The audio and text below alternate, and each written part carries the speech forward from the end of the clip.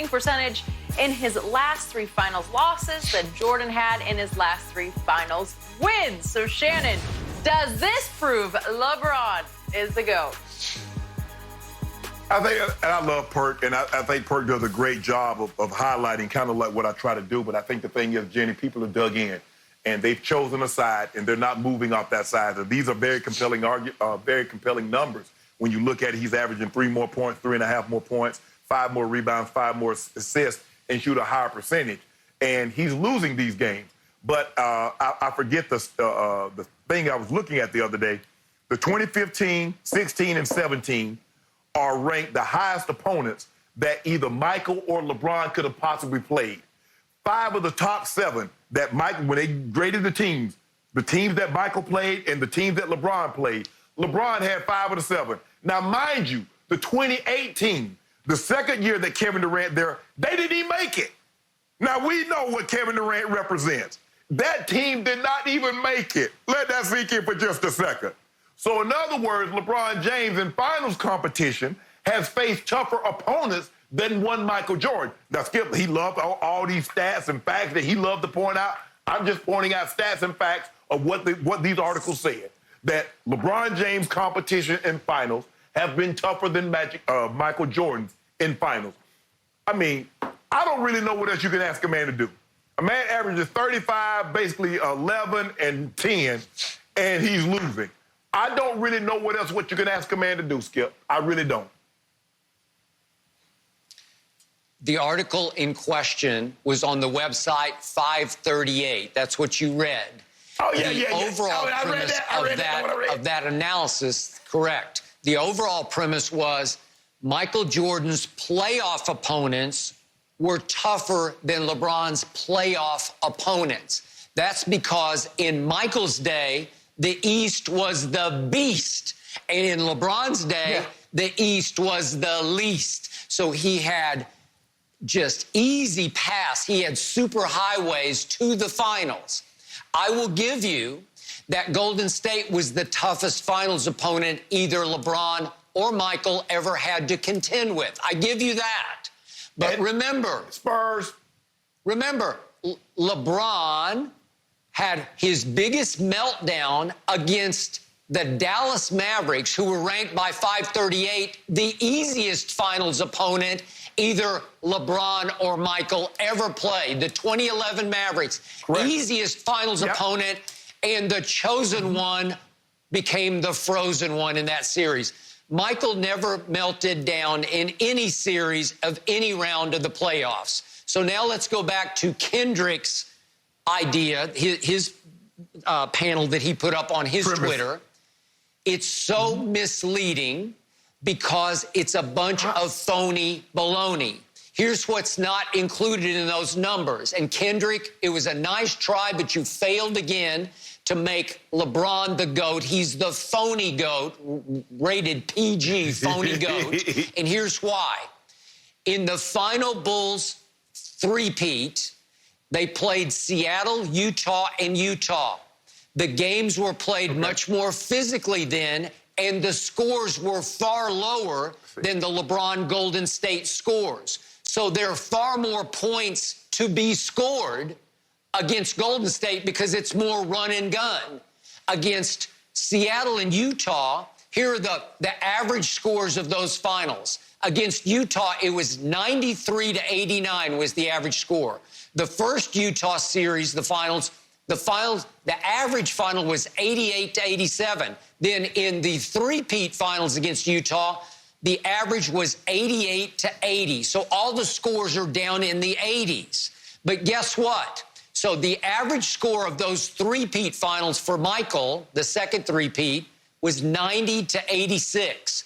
He scored 35% of the 90 points. Now you look at LeBron against Golden State. The average score of all 3 of those finals was 112 to 103. Many more points scored by both sides. LeBron scored 34% of those points. So Michael, 35% of his three-peat points, and they won. And LeBron, 34% of more points to be scored, and they lost. They lost in 6, then in 5, and then in 4. They got swept. But Skip, but this is what I don't understand. Why you never make that now with Tom Brady, that they don't attack the quarterback. The wide receivers have more freedom. They throw the ball more. No. I just want to know because all you do is talk about the pace, the style of pace. LeBron, they're getting up more shots. So this is why his numbers. But you never do that for Brady. You don't say they don't attack the quarterback like they did in the 70s, 80s, and 90s. You don't say they cut and grab the receivers. That the receivers, they're the defensive receiver, and they call. You don't make that argument. All you do is highlight what Tom Brady is doing. But every time I give you numbers about LeBron, you try to highlight why he's doing it. You won't just give him credit and say, man, this guy's great. He played unbelievable. You always try to find a caveat. You try to find reasons to why. Again, our audience is hip to Shannon Sharp. They get it that when he's losing an argument, he always has to change the subject. So all of a sudden, I have you on the run with some cold, hard facts, and you say, what about Tom Brady? This isn't about Tom Brady. This is about Kendrick Perkins trying to make a weak case, a lame case, that LeBron is better than Michael because of some bogus stats. Misleading, misanalyzed. So what, man? So I want to make sure I'm hearing you correct. So in other words, LeBron James is really not scoring 35 points, right? So is it 35 or is it not 35? Is it 12 assists or not? Is it 10 rebounds or not? I just need to know. Is it that? Yes or no? Okay, look, I give you that. Scores higher, he's scoring more points. I also gave you this. If you remember, I've said this many times on Undisputed. In 2015, the greatest 3 games LeBron has ever played in his playoff life, games 1, 2, and 3 of the 2015, the first finals against Golden State, before they had Kevin Durant. LeBron had lost Kevin Love before the finals started. He lost Kyrie in overtime of game 1. And what did he do? He put that team on his back and carried them to a 2-1 lead with game 4 in his house in Cleveland. If you win that game, I'm going to be backed into a corner because you're going to be on your way to the greatest feat of your career. You by yourself are on the way to beating Golden State with Steph and Clay and Draymond and Iggy, for that matter. And what happened in game 4? LeBron spit the bit or swallowed the bit. Nah. He came up small in his own house. He shot 7 for 22 that game. He went 5 of 10 from the free throw line, and he disappeared. And everybody told me back on First Take, oh, he just ran out of gas. Baloney. He's the fittest athlete in sports. That's all I ever hear. Well, but Michael Jordan said he was running out of gas at the last three-peat. But you didn't say nothing about that. You didn't say anything. Michael said that. He won. That's what Michael said. He won. No. He won every one of them. That's why he took time. That's why he took time off. He was running out of gas. That's what he said. I didn't say it.